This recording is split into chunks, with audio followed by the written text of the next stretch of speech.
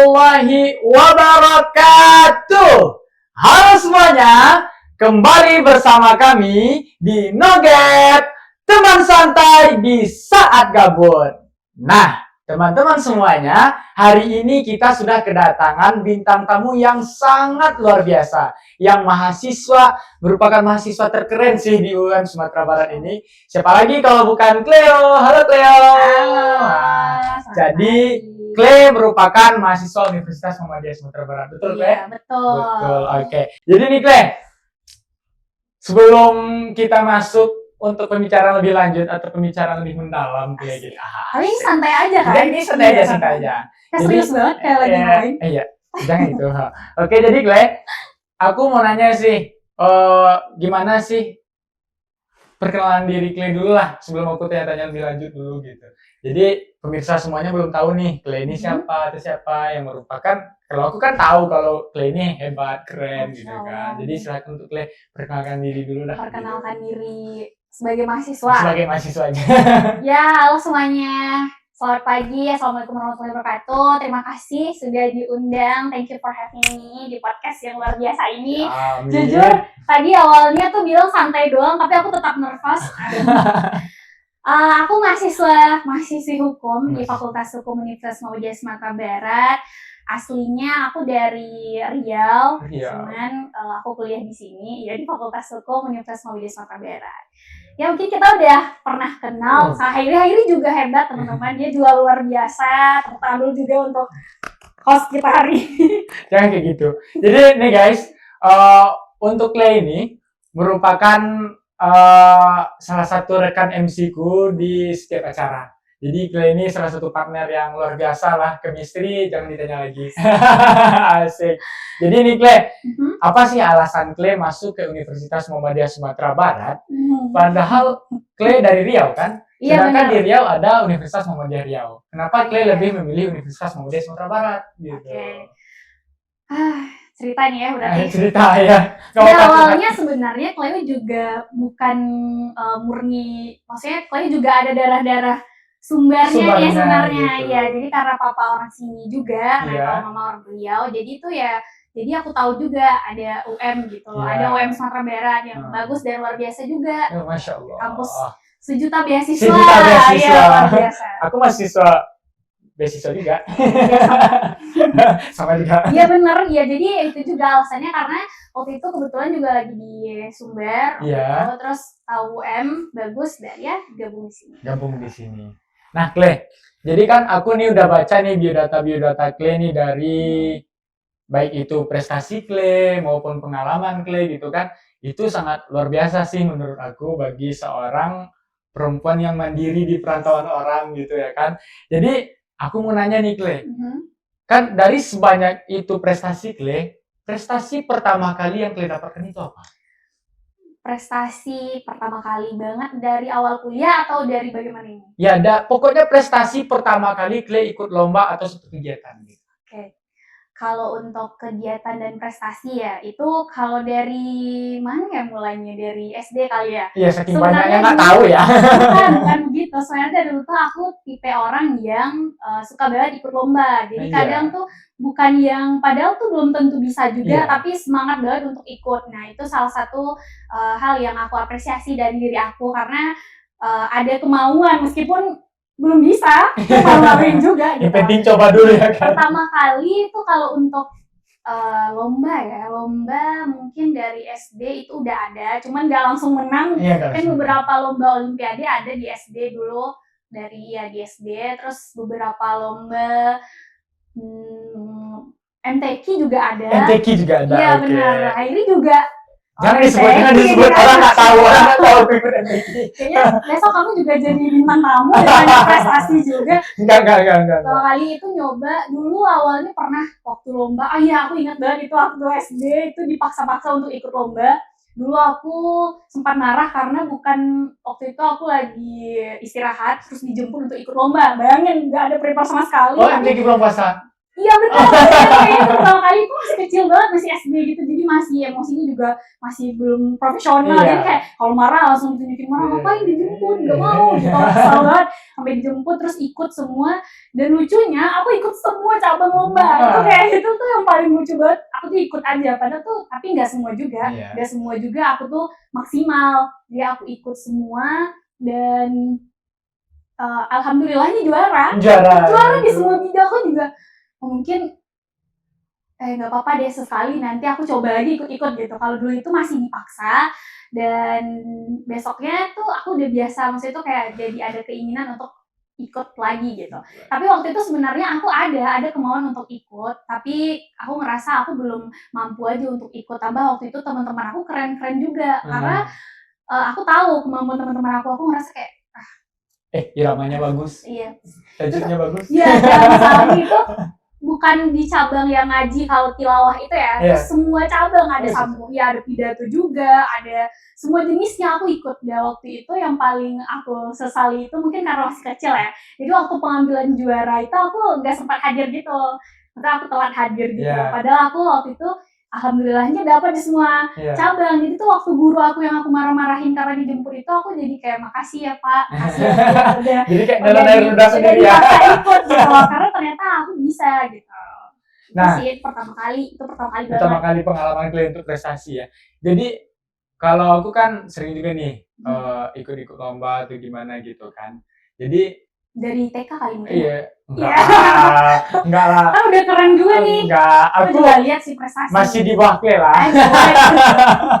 Jadi justru hostnya luar biasa. Iya. Nah, jadi nih Kle, aku kan udah sering nih ketemu orang yang sering juara-juara lomba ini itulah gitu. Cuman aku jarang ketemu orang yang bisa berprestasi di bidang akademik dan juga bisa berprestasi di non akademik. Nah, jarang juga anak yang sering ikut lomba itu yang ikut organisasi juga. Sedangkan pas aku ketemu dengan Kle, itu ada sama Kle ketiga-tiganya. Ikut organisasi. Pertama kita ketemu organisasi di Duta Kampus ya, Kle ya. Terus prestasi akademik seperti Kle ikut debat lah, atau ikut olimpiade lah. Yang ketiga non akademik, ikut pergi keluar lah atau acara apa lah itu. Jadi kayak gimana sih cara Kle untuk memanajemen hal tersebut? Karena itu kan salah satu yang semua orang nggak bisa lah, apalagi perempuan gitu kayak gitu. Karena kalau mohon maaf sebelum kita mengkaji kayak fisik perempuan kan agak lemah dikit. Atau aku bukan jelek-jelekin ya, bukan jelek-jelekin nanti diujar aku sama netizen. Perempuan kuat aslinya. Jadi gimana cara Kle untuk memanajemen semuanya gitu? Sebenarnya susah juga. Pertama kali tuh yang paling susah aku adalah memanage waktu. Aku tuh tipe orang yang semua mau dicobain. Semua mau kayak aku merasa rugi ketika misalnya kalau aku fokus di non akademik, kalau akademik nggak balance kedua-duanya, aku ngerasa kayak nggak mau juga. Iya nggak mau juga. Aku mau semuanya. Tapi kan pasti secara pribadi juga nggak bisa. Tapi kalau bisa, ya itu tadi catatannya bagaimana cara kita manage waktu. Gitu. Nah yang pertama aku lihat dulu. Aku akan bagi mana yang paling urgent, yang paling penting, sama yang paling bisa dikesampingkan dulu, sama yang terakhir yang paling bisa banget untuk dikesampingkan dulu gitu. Aku mungkin bagi gitu. Nah, kalau akademik itu jujur sebenarnya aku letakin di prioritas pertama. Tapi aku sadar juga kalau kemampuan di dunia akademik saja itu nggak akan bisa bikin kita lebih berkembang kalau di dunia yang seperti saat ini. Jadi aku ngerasa aku juga butuh nih relasi, berorganisasi, lalu aku juga dari apa yang aku pelajari, aku juga butuh nih untuk untuk kemampuan kita untuk belajar. Jadi coba ikut lomba, dari situlah kita bisa tahu setelah kita pelajari, kita ikutkan lomba, tujuannya untuk belajar juga sampai mana kemampuan kita. Caranya ya yang pertama lihat dulu. Kalau misalnya kayak organisasi, sekarang tuh kebetulan Cleo sudah sedikit. Kabar-kabarnya udah di nasional kayaknya. Alhamdulillah. Tapi maksudnya juga sekarang tuh lagi di forum mahasiswa hukum perguruan tinggi Muhammadiyah. Itu juga itu adalah Indonesia kan? Forum Indonesia, forum mahasiswa hukum Muhammadiyah seluruh Indonesia. Jadi dalam tuh udah ada banyak beberapa UM dari berbagai wilayah Wilayah, dari berbagai betul. dari seluruh Indonesia. Iya. Kebetulan di sana Cleo juga jadi sekretaris Iya. jenderal kemarin terpilih, alhamdulillah. Masya Nah, dari Allah. sana juga di sana kita bisa mengenal banyak orang, terus seperti apa kampus orang juga. Nah, dari situ juga kita belajar bahwa ternyata belajar aja itu juga nggak cukup gitu. Jadi ya caranya Cleo lihat dulu, kalau seandainya nanti bisa untuk misalnya nanti kalau di akademik lagi ujian misalnya, terus juga ada kegiatan organisasi, mungkin Cleo bisa tinggalin dulu, Cleo sampaikan dulu bahwa Cleo ada ujian gitu. Iya. Jadi tetap tidak menyampingkan yang lebih penting gitu. Tapi bukan berarti Cleo bilang anak yang fokus organisasi nggak Iya. bisa di akademik, Iya. anak yang fokus di akademik nggak bisa berorganisasi, nggak bisa. Asal ya itu catatannya kita bisa manage waktu Manage dan waktu. bagi mana yang mendesak, yang masih bisa dikesampingkan dulu, dan mana yang paling penting banget gitu. Nah, jadi itu sih teman-teman. Jadi kita berorganisasi di universitas ini juga sangat diperlukan ya, Clea. Karena kita bagaimana membangun relasi, mencari pengalaman di luar, bagaimana berinteraksi dengan orang banyak gitu ya, Clea. Tetapi kebanyakan mahasiswa sekarang itu lebih banyak memilih kuliah pulang atau yang sering disebut mahasiswa kupu-kupu lah gitu. Jadi apa sih tuntutan yang sering Clay dapatkan ketika Clay mengerjakan itu semuanya? Karena tuntutan maksudnya bagaimana? Kayak misal ada nggak tuntutan dari dalam diri Clay sendiri kayak ketika aku ikut ini gitu. Aku harus ikut ini A B C D. Iya gitu. Apakah ada tuntutan tersendiri bagi diri Clay gitu? Kalau aku kan tipikal orang yang kayak kalau aku udah terpikirkan, aku harus nuntut diri aku supaya bisa itu terlaksanakan. Berarti kamu tipe yang ambis gitu ya? Iya, ambis gitu. Aku mau ini, pokoknya harus sampai ini. Harus sampai ini gitu. Bagus. Luar biasa. Luar biasa. Kalau aku apakah ada sih kayak gitu, kayak ada niatan tersendiri gitu. Kalau aku kan tipikal orang yang lebih suka kayak aku pengen hal yang baru yang nggak sama dengan orang lain gitu. Nah, sedangkan kebanyakan orang itu yang hanya ya udahlah aku ikut aja. Gimana nyamannya orang, aku nyaman juga gitu kan. Berarti kamu tipenya yang pembaharuan, saya sesuatu yang gitu. Berarti kamu tipe kreatif dan inovatif gitu. Pokoknya sesuatu yang baru dari aku gitu. Ya, harus pokoknya ada yang dipakai lah dari aku gitu. Kamu nggak mau ngikut-ngikut. Nggak mau ngikut aku. Karena aku tipikal orang yang nggak susah diatur lah, tipikal orang kan kayak tahu. Susah yang masalah kemarin. Masih positif kan susah diatur ya, maksudnya masih bisa di manage. Nah, kan dari sekian banyak prestasi Clay atau pengalaman yang Clay dapatkan di luar sana, bahkan udah sampai ke kancah nasional, apakah Clay pernah menemukan titik buntu atau kegagalan di saat Clay ingin mencapai sesuatu hal? Ngasih banget nih ceritanya. Sebenarnya Clay banyak banget gagalnya. Dan bukan, mungkin kelihatannya di luar tuh kayak santai aja, aslinya Clay juga pusing. Terus kadang di tengah-tengah jalan juga kayak, kenapa gue ikut semua? Gue pusing juga gitu. Kadang semuanya tuh kayak berantakan di kepala kita sendiri. Iya, itu kadang.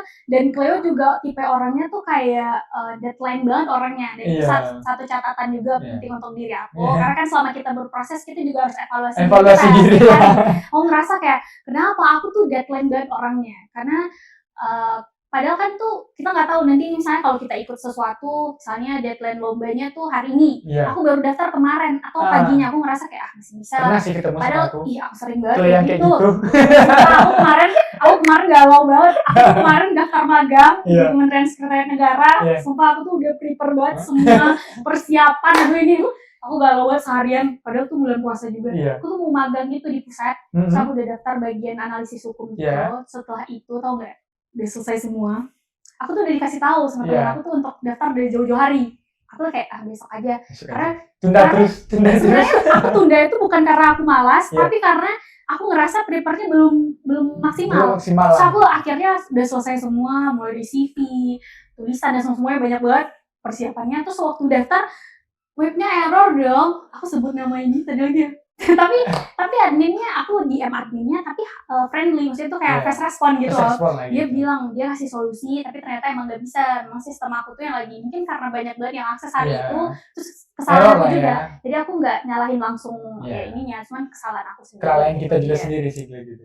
Tapi rencananya aku mau coba lagi nanti. Catatannya adalah ya itu, aku nggak mau lagi dekat deadline gitu.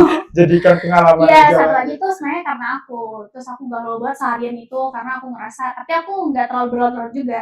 Waktu itu catatannya yang pertama jangan deadline orangnya, terus yang kedua kalau mau prepare tuh bener-bener jauh-jauh, terus kalau mau ikut sesuatu itu kayak bener-bener maksimal. Sebenarnya Cleo masih tipe orang yang kadang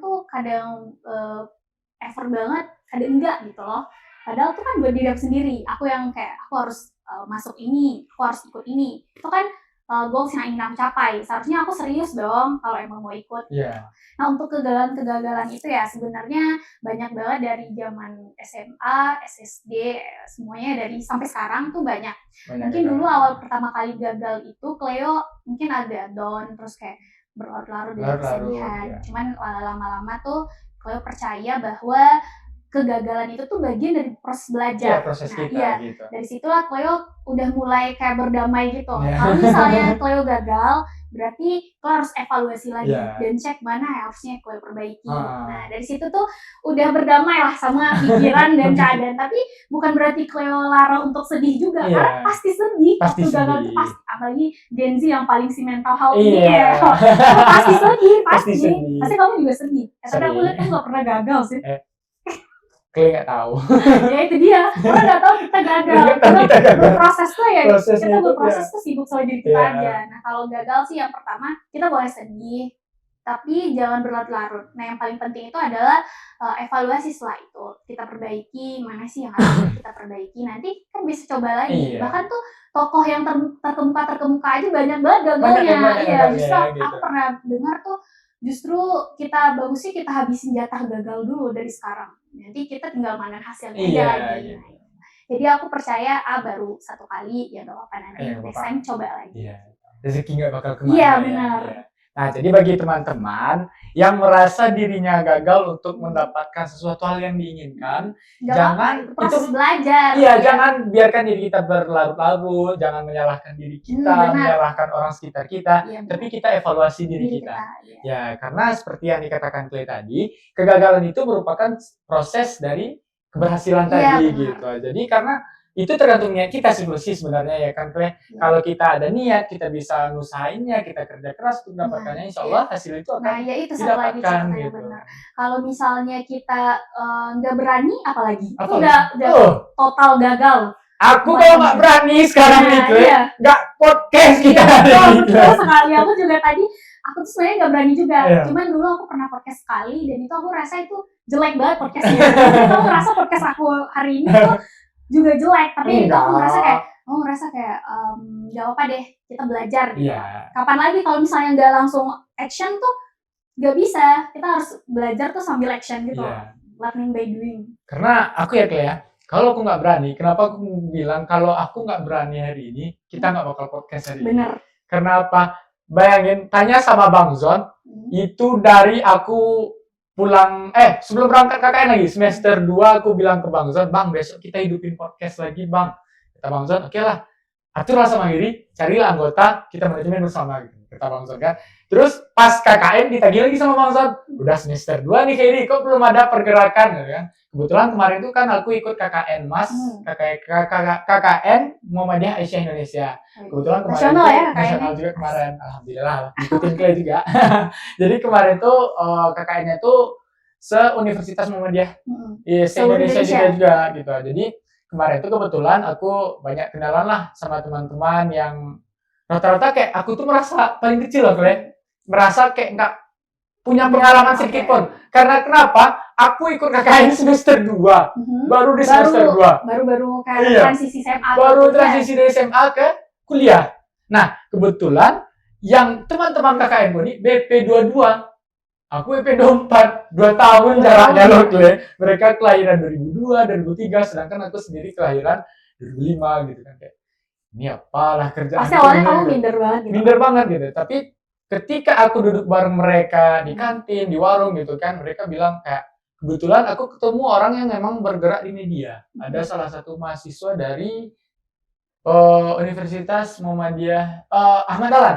UAD, Universitas Ahmad Dahlan. Itu Jakarta ya? Iya, Jakarta. Dia bilang kan, ya kalau kita mampu rasanya kalau kita ada tim, kita manajemen sebaik mungkin, apalagi kalau kita di media ini, ya udah kita pembrandingan aja fokusnya dulu gitu.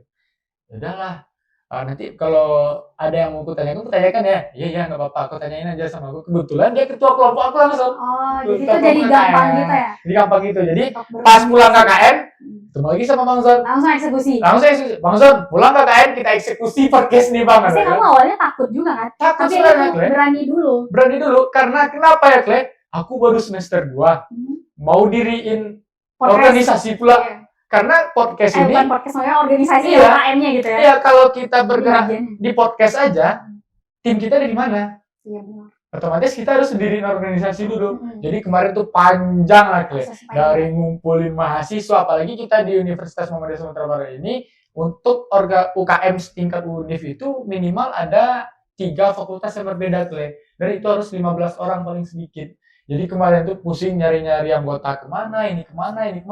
Udahlah, beraniin aja lah. Kebetulan kemarin Bang Zon, yaudah kayaknya udah pasti mau diriin podcast. Udah Bang, udah kita gas tancap langsung rencana minggu kemarin. Ternyata kata Bang Bisa Zon, minggu ini. iya baru terlaksana di minggu ini gitu. Dan alhamdulillah lah di Universitas Muhammadiyah Sumatera Barat udah Terus. ada balik lagi sih podcastnya yang dari podcast Universitas Muhammadiyah Sumatera jadi No Gap Nongkrong Gabut. Mungkin nanti ada seri-seri podcast lain lah gitu. Doain aja. Bintang tamu Iya. lainnya. Oke. Atau kayak ini juga mau bintang tamu. Kita Oh. tukeran. Jangan. Aku juga banyak Jangan. juga Jangan. orang yang ingin dengar tentang pengalaman Enggak. dan prestasi kamu. Enggak lah, aku masih mahasiswa baru di sini. Mahasiswa berapaan? Udah semester berapa? Semester 4. Jadi Kan nih, udah Kle. banyak banget pengalaman dan Ya, prestasi. alhamdulillah kayak mungkin Jadi di kapan pertama kali prestasi aja? jangan ditanyakan lagi. Nah, jadi nih, Kle, aku kebetulan alhamdulillah nih, Kle, untuk kedepannya mungkin kita akan berkembang lebih baik lagi karena ini bintang tamu pertama dan bintang tamu yang sangat luar biasa pula yang diundangkan gitu. Jadi Terima kasih. ini nih guys, aku ada cerita lucu sama Kle. Jadi waktu itu kami lagi MC ya, Kle ya. Iya, Di Padang. Sudah ya? Di sudah Padang. Dia partner MC aku. MC, Keren. Kle. Kalau kalian semuanya mau MC, MC. Undang kami berdua. Monica mau paralel, undang kami berdua. mau promosi. Mau promosi. Kuliah di UM juga. Kuliah di UM juga. Banyak beasiswa. Banyak beasiswanya juga. Dan kebetulan Kle Mhm. ngerasain nggak sih kalau kita di Universitas Muhammadiyah Sumatera Barat ini Dimudahkan banget ya. dimudahkan Ya, banget, aku apalagi bagi mahasiswa yang aktif di organisasi maupun untuk mereka berprestasi kan, Kle. Karena teman-teman harus tahu di Universitas Muhammadiyah Sumatera Barat itu ada namanya poin prestasi. Ya, benar. Nah, ketika poin teman-teman udah sampai di 80 sampai 90 poin, itu teman-teman akan mendapatkan beasiswa aktivis. Kalian udah tahu nggak? Tahu. Tahu kan? Udah dapat nggak? Jadi Dikit lagi. makanya belum nih. Bismillah.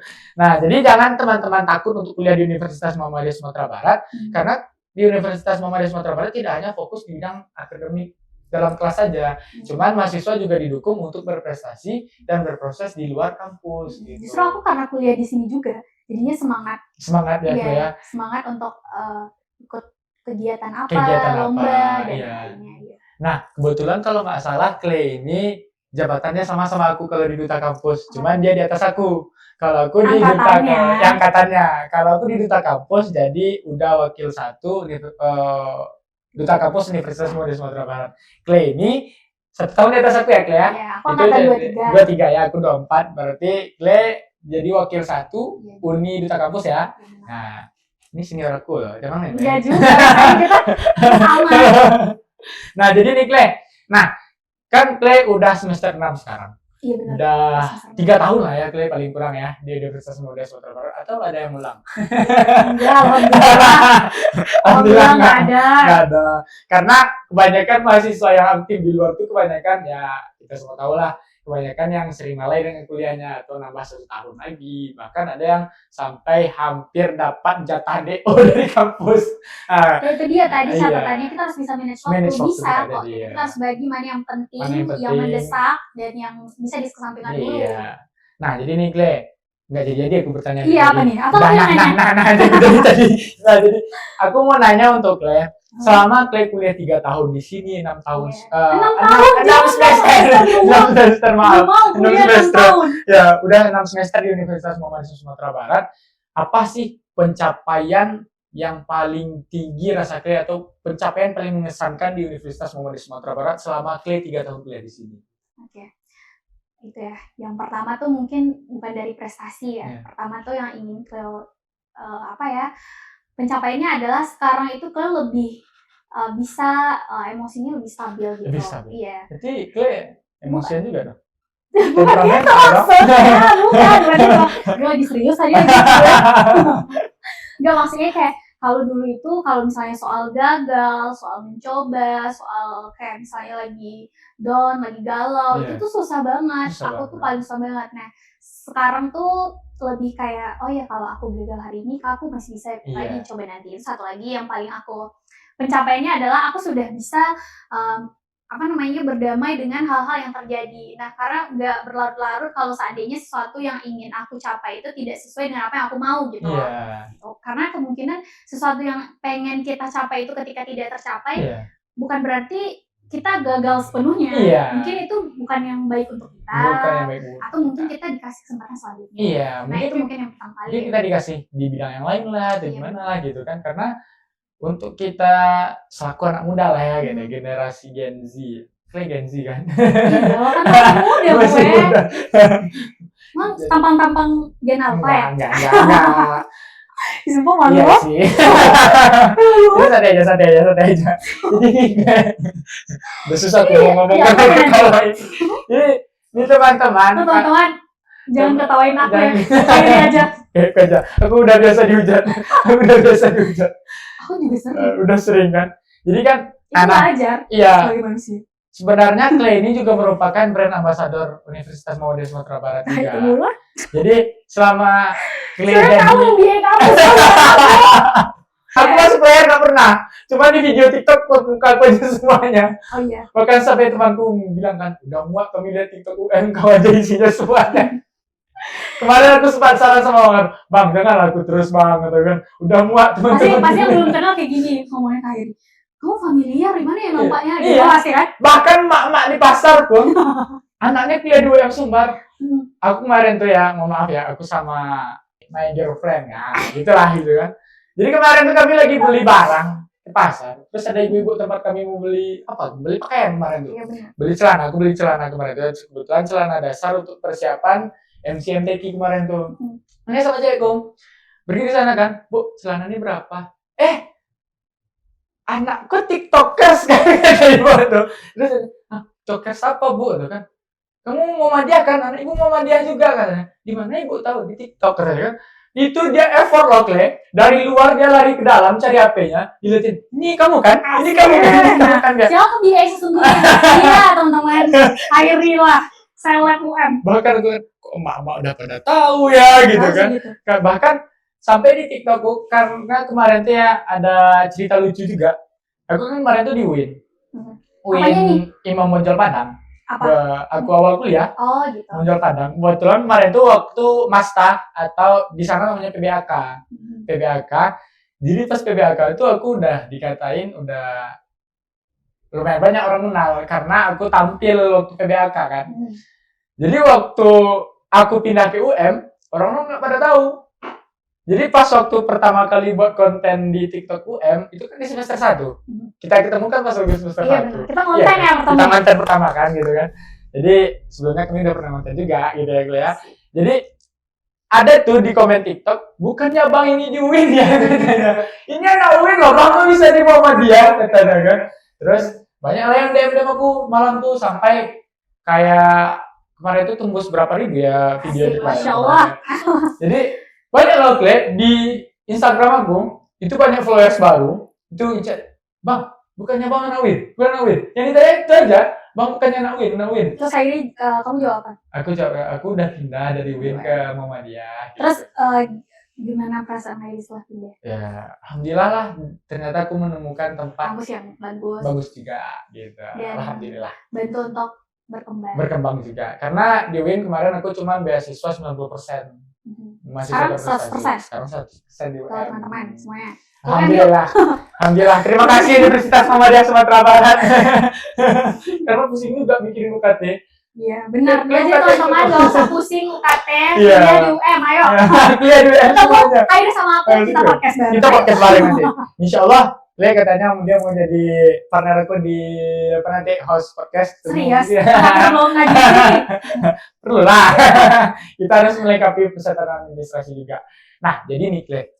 Aku kan di setiap pengalaman aku dari aku berprestasi atau gimana gitu kan pasti ada pengalaman lucu lah atau pengalaman yang memalukan lah. Misalnya aku nih ya, kalau aku yang memalukan itu ketika nomor lot aku itu salah sebut. Ternyata nomor lot asliku tuh misal kemarin tuh aku nomor lot 4. Kebetulan aku di stand up comedy juga kemarin itu. Lombanya sana. Iya, 4. Kamu ikut semua lomba ya? Biasa sekali. Aku ini anomali.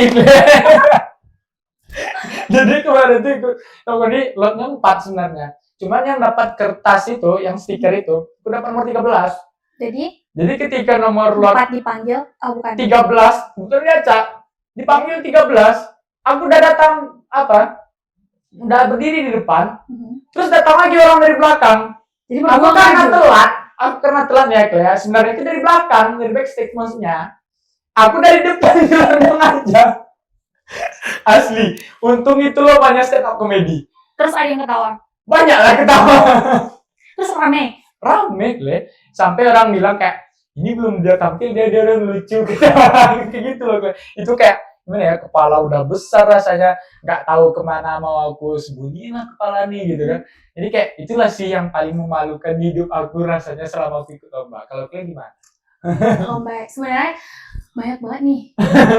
Satu-satu. Satu aja dulu. Aku pengen tahu apa yang kalian sembunyikan dari aku. Aku kan pertama kali ikut lomba debat tuh kan di kampus nih. Nah, Di sini. Ceritanya tuh dulu ya, aku tuh sering banget waktu SD nonton orang debat. Debat. Aku merasa kayak karena aku juga cinta dunia public speaking kan. Cuman aku tuh sering lihat debat. Waktu itu masih belum paham nih substansi apa sih yang sedang mereka debatkan. Tapi aku tuh pengen deh aku ikut lomba debat gitu kan. Akhirnya di UM nih, di UM aku bisa wujudin semua itu dan alhamdulillah juara. Sering debat aku ya. Enggak sih, karena debatnya ya iya kan seperti debatkan aja. Terus waktu itu lomba alhamdulillah juara, cuman ada yang malu banget. Jadi waktu itu aku kan lomba debat hukum ya, nasional waktu itu UNAN yang adain lomba. Alhamdulillah. Terus waktu itu jadi kan kalau di lomba itu kita berusaha memenangkan atau meyakinkan dewan juri tentang statement kita gitu kan. Jadi waktu itu aku lupa lagi posisinya dan mosinya. Waktu itu kasih statement aku bilang waktu itu aku kalau nggak salah di posisi pro atau kontra. Tapi posisi aku tuh sebenarnya bagus untuk mosi itu. Iya. Jadi kan juri banyak tuh. Juri tuh semua guru-guru besar gitu kan. Misalnya tuh kayak dosen-dosennya, profesor, kayak gitu lah kayak. Kalau aku waktu itu tuh aku nyampain kalau seandainya aku lupa lagi mosinya, aku lupa banget sumpah, astaga. So aku bilang kalau seandainya tidak, aku tuh berusaha ada satu statement yang aku kayak dewan juri ininya waktu itu aku ingat aku bahas apa naskah akademiknya belum ada dewan juri gitu. Aku berkali-kali bilang itu untuk meyakinkan dewan juri waktu itu perebutan juara 3 karena kebetulan waktu itu belum dikasih kesempatan untuk juara 1. Doain next time ya teman-teman. Amin. Terus setelah itu ternyata naskah akademik itu, jadi kan dalam buat suatu peraturan itu harus ada naskah akademiknya. Jadi aku sampaikan kalau peraturan waktu itu dibuat tuh belum ada naskah akademiknya dewan juri kata aku. Ternyata tuh sudah ada gitu. Aku malu banget. Terus setelah tampil tuh aku ngerasa tuh plong banget, lega banget karena aku ngerasa kayak aku udah maksimal tampil gitu kan. Terus waktu setelah tampil sama waktu itu aku lawannya UM mana ya, aku lupa lagi. Ternyata tuh kan di review tuh sama dewan juri. Aku berkali-kali tuh yakinin dewan juri, naskah akademiknya tidak ada dewan juri. Kayak udah ngotot kan ya, kalau kita tuh pernah. Aku tuh kayak, dewan juri, salah statement mereka, naskah akademiknya nggak ada gitu. Terus setelah itu, aku tuh setelah di review sama dewan juri, naskah akademiknya sudah ada. Aduh, aku malu banget. Kayak kita udah merasa paling benar. Aku ngerasa kayak, karena waktu itu pas briefing mungkin ternyata aku tuh kurang research gitu. Salah kita sendiri ya. Aku tuh malunya kenapa gitu? Karena aku berkali-kali bilang itu dewan juri ini nggak ada naskah akademiknya, bagaimana? Mereka salah dalam juri gitu, secara tidak langsung bilang gitu. Terus pas waktu di review, ada naskah akademiknya sudah ada, kata Dewan Juri. Aduh, malu banget gue. Apalagi kalau jawabnya pelan gitu ya, Kle ya. Itu lebih kayak terasa gitu nggak sih? Iya, itu review penampilan kita tadi. Dia bilang, jadi untuk ini sebenarnya naskah akademiknya sudah ada.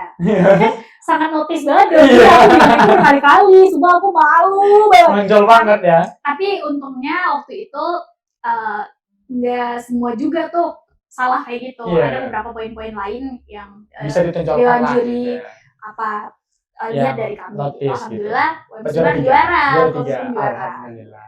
Keren loh. Kemarin juga ada juara juga. Fakultas Hukum debat juga, tapi bukan aku, teman aku, tapi sama gitu juara juga. Itu aku malu, sebenarnya banyak cerita malunya teman-teman. Cuman yang lebih dekat aja itu aku malu banget. Pantas sih teman-teman, aku tuh sering didebat sama Kle teman-teman. Apalagi soal pakaian tiap MC. Ini kurang nih, ini kurang nih. Bayangin ya teman-teman ya. Aku pernah cari baju untuk aku aja, itu dari pagi sampai maghrib. Demi apa? Demi kepuasan Kle. Jadi teman-teman bukan gitu. Aku nggak debat. Jadi sebenarnya kalau jadi seorang MC itu kita kan udah aku tuh dulu nge-MC tuh udah dari zaman SD gitu loh. Jadi dia juga sepuaku. Terus jadi yang paling penting itu selain bagaimana kita tampil itu bagaimana penampilan kita juga gitu loh. Itu yang paling aku prioritaskan itu bukan seberapa wah dan seberapa mewah penampilan, tapi outfit kita gitu loh, tapi seberapa nyamannya aku. Nah kebetulan waktu itu aku kurang nyaman gitu. Nah kalau aku kurang nyaman nanti nggak bagus. Nah jadi makanya aku bukan ngajak dia debat, aku diskusi. Hairi, bagaimana kalau kita pakai baju yang A aja, karena yang B ini aku kurang nyaman. Nah gitu. Ingat pemirsa semuanya, perempuan itu selalu benar. Ingat satu hal. Aku bukan bagian dari sana. Aku ngerasa kayak gini. Kalau misalnya kita salah. Ya udah nggak apa-apa. Cuman bedanya mungkin iya. Aku percaya Kle. Bukan sekarang udah. So kalau kayak gini kan kita selesai. Saya kaum perempuan, ayo. Tolong jangan hujat aku. Nah jadi teman-teman, ceritanya tuh dari pagi itu kebetulan kami tempat sewa. MC lagi nih besok. Iya. Selamat ya sudah, belum sudah sih. Ketemu sama kami besok. Jadi bajunya tuh beda tempat sewa kemarin ya. Karena baju yang laki-lakinya itu nggak kecil sama aku kalau nggak salah ya. Jadi cari lagi nih tempat sewa yang lain. Nah video call lagi Kle. Ini cocok nggak Kle? Kurang. Warnanya sama loh kayak kurang gitu. Aku kayak gitu. Ada hiperbola banget. Nggak ada. Terus cari lagi, pindah lagi, ternyata ini aja lah yang bagus. Ini tapi bunga-bunganya lebih ramai punya aku, Kle. Nggak apa-apa lagi. Kasihan aku kata Kle. Kamu ngerasa kayak gitu nggak kalau nge-MC? Pasti kenyamanan. Kenyamanan sih yang perlu. Apalagi kita harus balance dengan apa. Selain bagaimana cara kita mengatur schedule, terus bagaimana cara kita membawakan acara, kan ini juga penampilan juga kenyamanan. Karena kita akan jadi pusat pertama nih. Meskipun kita bukan inti dari acara itu, tapi kita akan jadi pusat perhatian orang karena kita yang buka acara. Karena makanya yang paling penting itu kenyamanan. Kamu rasa gitu nggak? Kamu sering MC juga. Kayak gimana ya? Aku pernah nggak Kle? Ini kita sama MC lah. Ini dari MC ke MC lagi kan. Karena nggak Kle dapatin acara yang katanya dia udah prepare atau udah gimana gitu. Tapi rundown acaranya nggak ada. Pernah nggak ketemu? Kalau rundown yang nggak ada tuh pasti nggak pernah ya, karena aku selalu kayak malamnya tuh kayak tanya, saya kayak ini udah malam ya, acara besok rundownnya mana, Kak Bang gitu kan. Tapi kalau yang rundown tiba-tiba di kegiatan tuh diacak tuh ada, dan itu sebenarnya jujur tuh kesal ya. Tapi karena kita sebagai MC, kita kan harus profesional, dan yang pertama kali tadi itu kita nggak boleh emosi. Kan nanti di tengah-tengah acara nggak bisa, kamu kita ceng kesini ya, tukar kesini nanti yang kayak gitu. Pokoknya setiap acara itu ada aja yang selalu di briefing, itu seharusnya di briefing sebelumnya. Kan ternyata ada sesuatu yang memang kemungkinan kita tidak bisa, nggak tahu tuh di tengah-tengah acara. Nah itu tadi, itu juga sebenarnya tuh bagian yang menyebalkan sebenarnya. Tapi nggak boleh, kita nggak boleh yang kayak kenapa sih kayak gitu, nggak bisa karena ya itu tadi, karena kita nggak tahu kan di tengah acara tuh ada perubahan-perubahan. Pasti ada perubahan, apalagi kalau kita mengundang orang-orang tinggi atau orang-orang penting gitu, karena kita nggak bisa memaksakan jadwal mereka gitu. Kita harus ngikut mereka gitu ya kan. Terus nih Kle, Ini mahasiswa banget nih pertanyaannya. Aduh, kok deg-degan? Ini aku mau nanya nih. Nah, ini kan orang yang seluar biasa, Kles, keren Guys, Kles, sebenarnya- gitu kan. Apakah nih ini sensitif banget? Kenapa sensitif banget? Aku juga takut deh. Apakah Kle pernah Mhm. terhambat oleh yang namanya cinta? Oh, Ini mahasiswa banget. Nah, masih karena ini jadi banyak permasalahan loh di zaman sekarang ini, bahkan ada yang sampai bunuh diri. Nah, jadi jangan sampai ini teman-teman, karena cinta yang nggak pasti itu bisa merusak kehidupan kita. cinta yang nggak pasti, asik. Nah, asik gitu. Apakah hal tersebut pernah Claire rasakan atau Maksudnya menjadi penghambat. penghambat Claire lah gitu? Nah itu ya. Kayak dikekang-kekang lah, atau gimana lah gitu. Nah itu justru Clay. Bukan cari pasangan yang kayak gitu. Iya. Pasti kita cari pasangan hidup kayak orang dewasa banget. Bisa diganti aja. Oke, kita ganti jadi. Gak apa-apa. Nggak apa-apa. Jadi maksudnya itu kita cari mungkin ya orang yang justru bikin kita jadi lebih bukannya Iya. jadi kayak jadi menutup diri, Iya. nggak berprogres, nggak ada kegiatan yang mengekang Iya, tadi. tadi. Itu pasti kita nggak mau. Iya. Nah itu dia, itu tergantung diri kita. Kalau misalnya kita nggak mau ya udah jangan Iya. jangan sama orang yang kayak gitu. Cari orang yang support kita Iya. untuk lebih berprogres dan berproses. Karena banyak juga sih teman-teman aku yang kayak bilang kayak nggak mau lah masuk organisasi ini gitu ya. Nggak boleh sama si A, Nggak B, C, D. boleh sama si ABCD-nya Nah, ini itu gitu aku kan. paling nggak mau tuh Nanti kayak gitu. Ini dari cewek, dari ke cowok Kalau gitu. sih Jadi, cut off aja langsung. cut off aja langsung gitu. Karena gimana ya? Sebenarnya itu untuk jalan kita untuk berkembang sendiri Iya gitu. benar. Jadi ngapain orang yang mau ngehambat jalan kita pertahanin ya Iya buang benar. aja jauh-jauh, cut off, buang. Nah, setuju? Setuju. Aku sih kayak gitu. Aku Kalau dia setuju. kayak ribet banget terus kayak ngalang-ngalang aku yang lagi misalnya lagi ada kegiatan dan lain, udah cut off aja. Nggak usah diambil pusing. Lu malu banget.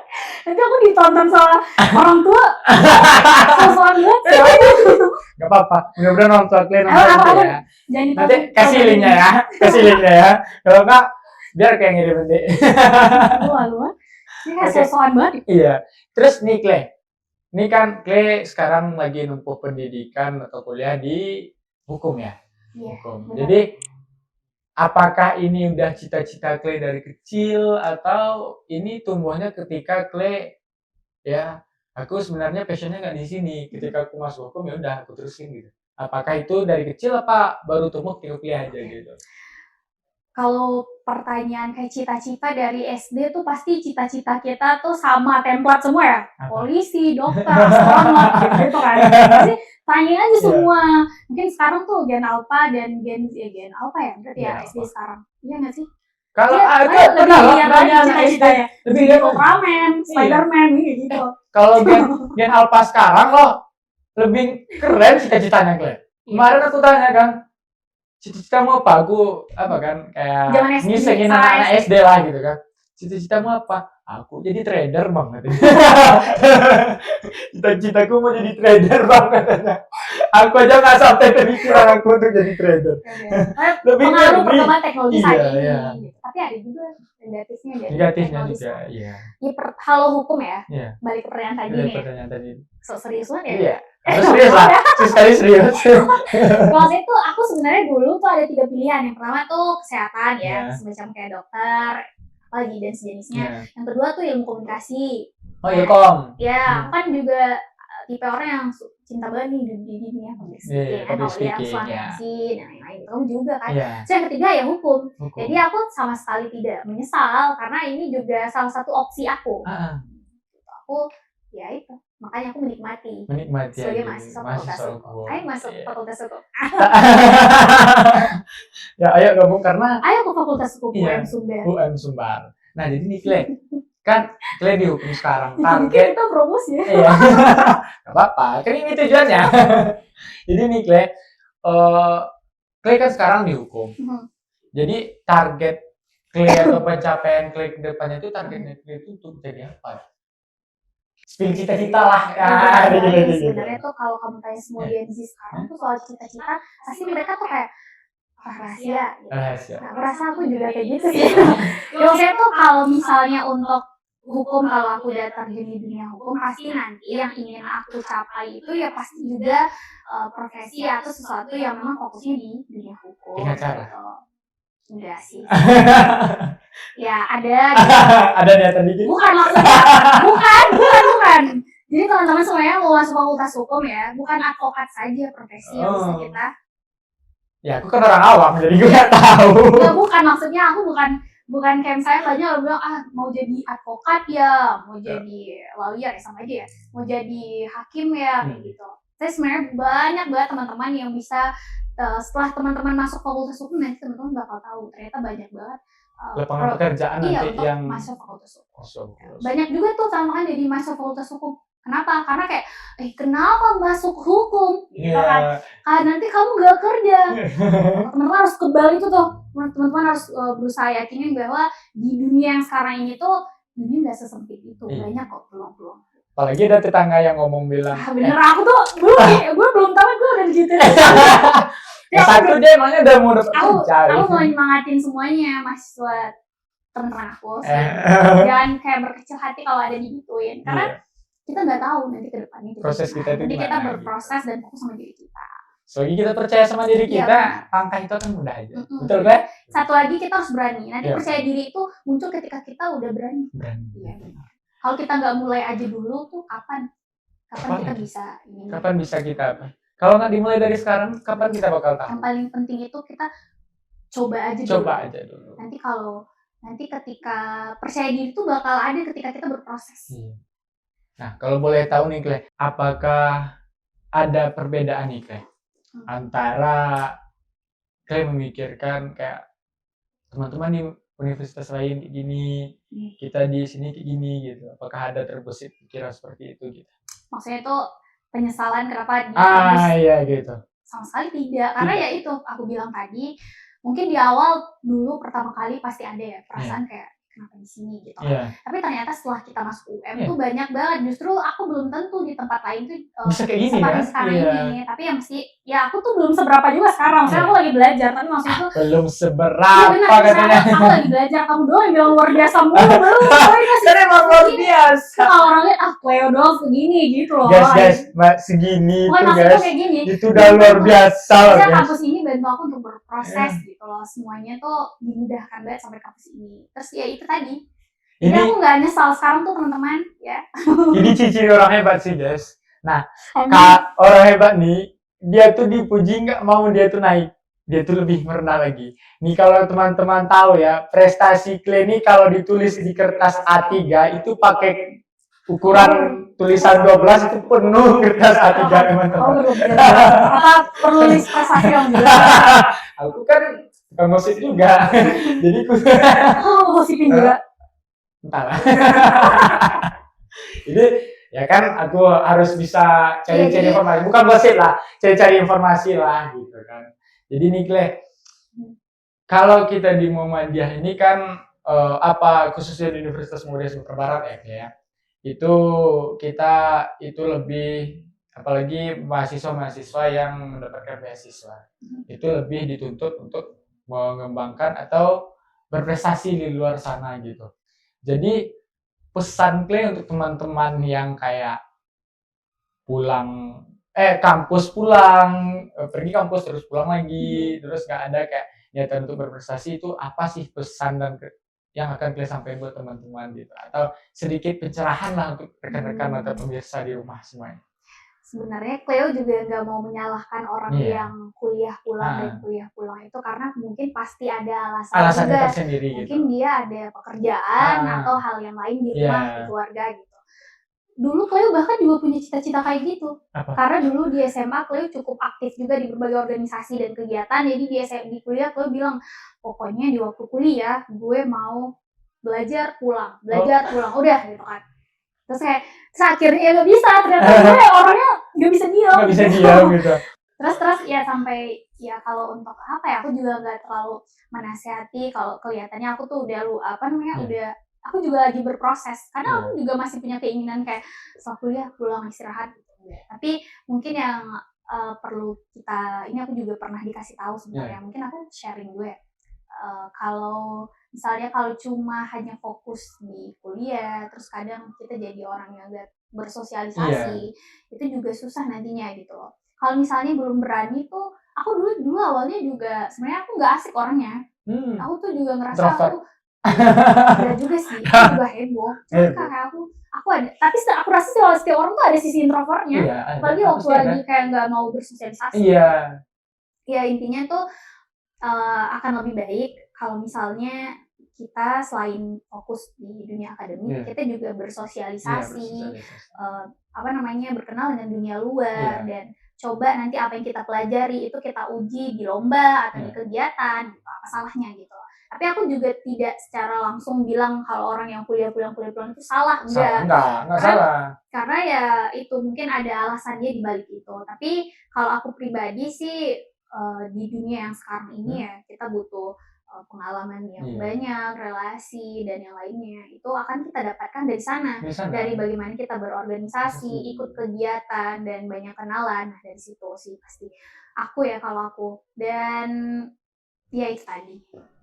Nah, nih Clay. Apa ya, lupa aku yang mau kutanya ini. Apa aku yang nanya kamu? jangan. Nih. Ini enggak, jangan. Jadi nih Clay, aku kan pernah ngerasain kayak gimana ya? Ketika aku orangnya yang sosialitas banget gitu kan, yang sociable person banget. Iya, kayak gimana ya? Pernah ada aku di fase aku emang nggak mau berbaur sedikit dengan orang. Ya itu kan kataku tadi. Setiap kita tuh ada sisi introvert. Iya, pernah nggak klik gitu. Sering banget aku. Karena ya itu, aku ngerasa setiap kita itu nggak bisa tuh. Tapi ini pendapat aku ya, terserah kalau teman-teman gimana. Aku ngerasa setiap orang tuh ada sisi introvert dan extrovertnya gitu. Ada ketika kita tuh sama sekali tidak mau diganggu, mau sama diri sendiri aja gitu. Terus ada juga di fase ketika mau bareng-bareng gitu. Tapi aku ngerasa ketika kumpul bersama-sama nih kayak sekarang, energi aku jadi lebih bertambah gitu. Jadi aku lebih bersemangat. Nah itu juga, kalau sendiri tuh mungkin kita ketika kita lagi fokus sama diri sendiri atau kita lagi down, itu kan sering banget itu karena pasti kita nggak mau kan diganggu. Nah itu tadi, ada ketika kita nggak mau bersosialisasi, tapi bukan berarti kita antisosial, bukan aku rasa kayak gitu. Karena pengen sama diri sendiri dulu gitu. Tapi aku lihat kamu nggak ada introvertnya. Kayak nggak tahu, aku pernah di fase aku meng-cut semuanya kayak 1 tahun full. 1 tahun? 1 tahun. Nggak bisa ya. Emang gitu. Kayak gimana ya? Yaudahlah, aku mau nyenangin diri aja dulu gitu. Udah capek aku ngurus semuanya. Serius loh gue. Itu terjadi ketika aku pulang MTQ nasional di Kalimantan Selatan.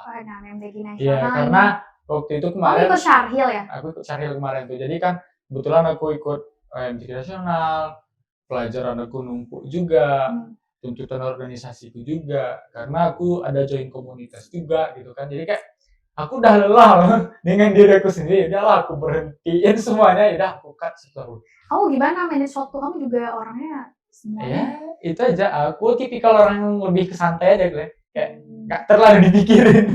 Tapi bisa semua. Pasti dipikirin dong, bohong banget kalau nggak dipikirin. Maksud nggak dipikirin tuh kayak, udahlah ini pasti bisa aja. Pasti gitu. Kamu juga bisa-pisahin, ini yang paling urgent, ini yang nanti bisa. Karena ya itu tadi sama lah. Gimana ya? Mungkin rata-rata orang yang yang sibuk organisasi, yang aktif di luar dengan kegiatan, aktif dengan prestasinya, pasti ya dengan manajemennya seperti itu, mana yang urgent, mana yang itu gitu. Jadi kita usahakan lah gimana apapun yang kita kerjakan tidak mengganggu ke yang lain juga. Nah, jadi ini sebelum kita close hari ini, jadi aku mau ada sesuatu yang ingin kutanyakan banget. Apa perlu di setiap perjalanan Clay, itu pasti ada yang namanya doa orang tua. Iya benar. Nah, apakah ketika kita menjalankan atau sebuah proses kita ini atau proses Clay lah yang mau aku tanyain, yang orang tua tuh sampai nangis buat ngusahain proses kita gitu. Ngusahain prosesnya atau ngusahain kayak, tapi aku pernah juga di kayak kamu jangan ikut gitu kan. Saya orang tua aku ngerasa kayak agak berbahaya kamu ikut gitu. Pernah juga nangis gitu. Nangis dalam dua hal. Nangis karena pencapaian aku gitu maksudnya. Iya pasti ada, tapi tipikal orang tua aku tuh kayak yang kayak cuek-cuek gitu, tau gak sih? Tapi sebenarnya aku tahu orang tua aku tuh sayang peduli banget sama banget gue, gitu. peduli banget sama aku.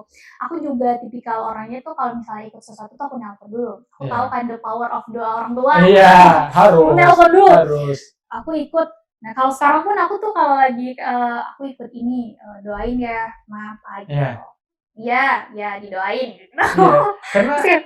Karena setiap langkah kita itu harus dengan doa orang tua sih menurut aku. Benar. Karena gimana ya? Pernah aku sih kayak ikut lomba sekali gitu. Udah nggak dibolehin gitu ya. Udah nggak dibolehin. Aku sering juga di posisi gitu. Udah nggak dibolehin tapi aku tetap ikut. Pasti kamu berusaha meyakinkan orang tua kamu kan? Aku udah berusaha tapi tetap nggak boleh, Le. Terus kemarin tuh sempat dibilang sama orang tua aku ya kayak, usah ikut katanya. Ini itu. Ternyata pas aku pergi, Le, ada orang kecelakaan pas di depan aku banget. Jadi ya, berarti ini orang tua nggak ngizinin banget gitu. Kamu pulang? Putar balik lagi. Bayangin, itu paling kurang 2 kilo 3 kilo lagi nyampe tempat lomba gue. Ku putar balik 20 kilo lagi ke belakang. Biar aku pulang lagi. Kata ibu ayah?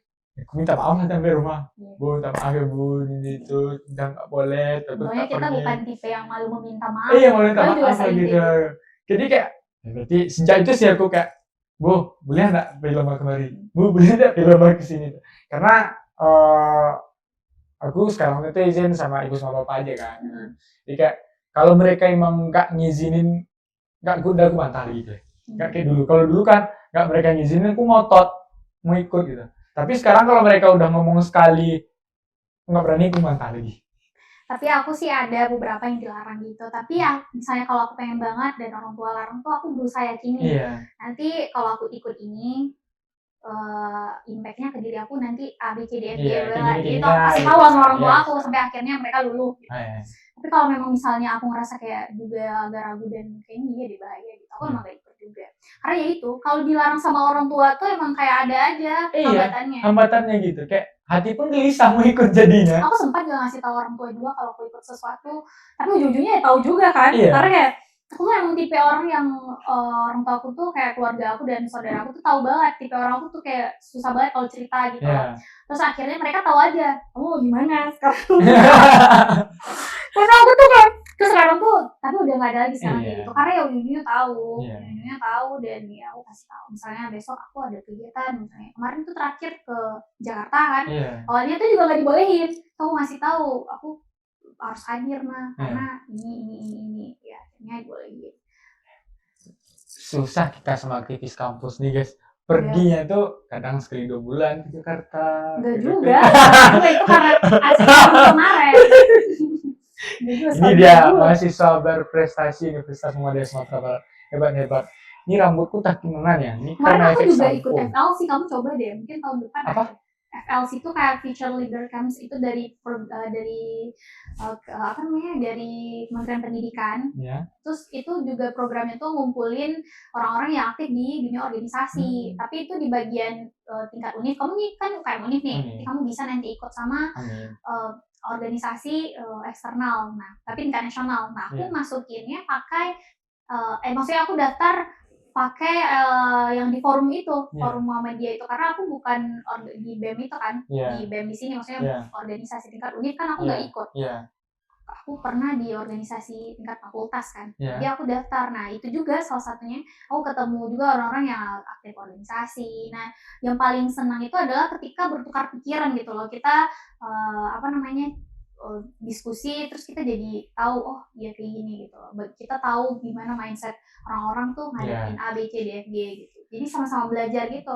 Semuanya itu dari Aceh, itu khusus Sumatera. Nanti bakal disatuin lagi di Jakarta. Tapi kemarin agak ketunda karena bencana di Aceh. Besok disatuin lagi kayak FLC Summit-nya tuh di Jakarta juga. Itu seluruh Indonesia. Saya dari ini kan regional, Sumatera tuh regional 1, jadi Sumatera, Jawa, Kalimantan gitu disatuin juga. Nah itu isinya orang-orang yang aktif berorganisasi. Ya makanya tuh itu juga salah satunya. Banyak nanti manfaat yang bisa kita dapetin. Tapi bang keren ya mahasiswa berprestasi nih guys. Fokus di akademik aja. Itu aku. Kamu ya. Ya itu sebagian orang lah. Prinsip aku.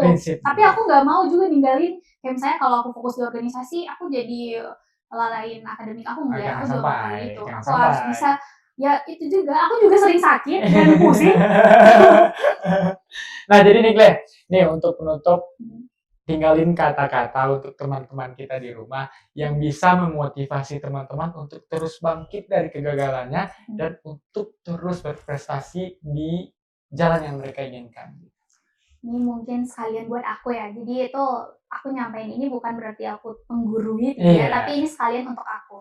Yang paling ingin aku sampaikan itu adalah ketika kita dalam saat ini ya, misalnya pengen ikut sesuatu, kita harus coba aja dulu. Nanti misalnya banyak orang yang kayak, aku nggak mau ikut, aku belum siap gitu kan. Yang paling penting itu adalah kita coba aja dulu. Nanti percaya dirinya itu datang ketika kita berproses. Nah dari situlah kita berani, nanti dari situ kita belajar juga. Jadi kalau misalnya kita udah mikir, nanti aja kita belum siap gitu, nanti aja kita belum siap, ya kita nggak akan pernah bisa berproses. Nah jadi yang juga ingin aku sampaikan, jangan pernah kayak galau juga, kayak pas awal mulai itu kayak, aku terlalu biasa. Karena untuk mendapatkan sesuatu hal yang luar biasa itu kita semuanya pasti ada di fase yang biasa itu, di awal-awal itu. Jadi kita coba aja dulu, berani aja dulu, nanti siap dan percaya dirinya itu berjalan ketika kita berproses. Nah itu sih yang ingin aku sampaikan. Itu juga buat diri aku, yang ingin aku sampaikan setiap hari ke diri aku tuh, afirmasi diri. Yang pertama tuh, ya aku nggak boleh langsung kayak, aku nggak bisa, aku belum siap. Kalau tunggu siap dan percaya diri itu, kita nggak akan siap-siap. Ya, berani aja dulu gitu. Yang penting kita berani nanti mencoba. Percaya diri, belajarnya itu ketika kita berproses. Dan jangan galau waktu kita pasti pertama kali mulai, itu pasti kita belum langsung kayak hebat, enggak. Karena semua orang pasti ada di fase itu. Jadi itu berbalik lagi lah dengan diri kita sendiri, apakah kita ingin menikmati prosesnya, apakah kita ingin berproses, apakah kita ingin bekerja keras, apakah kita emang benar-benar mau dengan apa yang kita impikan. Betul ya? Iya, betul. Oke.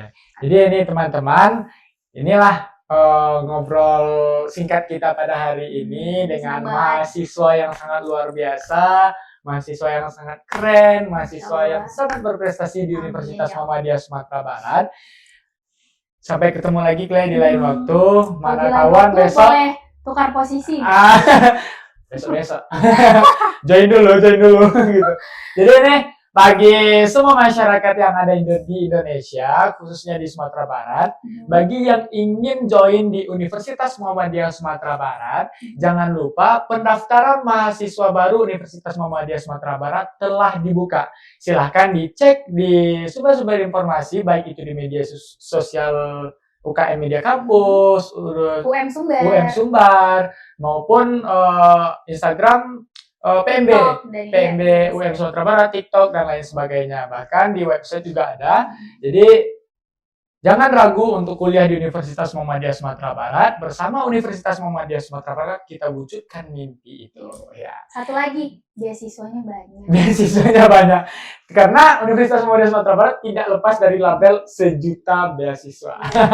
Tepuk tangan dulu untuk Universitas Muhammadiyah Sumatera Barat. Jadi banyak banget nanti yang bisa teman-teman dapatin kuliah di sini tuh, kemudahannya banyak sekali. Jadi teman-teman tuh ayo daftar, udah buka pendaftarannya tadi yang disampaikan oleh Hairi. Teman-teman boleh cek di websitenya UM Sumber, lalu di Instagram, TikTok, dan lainnya tuh banyak sekali informasinya, beasiswanya banyak, prestasi, saudara, alumni, dan lainnya tuh banyak banget. Aktivis juga kalau kita berprestasi yang sampai tadi, ada juga beasiswanya. Join. Oke, mungkin sekian untuk hari ini. Terima kasih. Mohon maaf ya, mohon maaf banget. Aku minta maaf juga. Terima kasih udah hadir, karena ini podcast baru pertama kali. Keren banget. Semoga kedepannya podcastnya jadi luar biasa, terus bisa ngundang yang luar biasa. Dan sampai nanti Mbak Nana sampai sini. Amin ya rabbal alamin. Kita doakan bersama. Tolong tag Mbak Nana. Tolong tag Mbak Nana. Jadi mungkin sekian dari saya selaku pembawa acara atau pembawa siaran pada yang luar biasa juga. Tepuk tangan dulu untuk host kita, teman-teman semuanya. Oke, mungkin saya Khairi Ramadhani. Aku Kayonan Aiza. Kami berdua pamit undur diri. Dadah. No grab, teman santai di saat gabut. Assalamualaikum warahmatullahi wabarakatuh.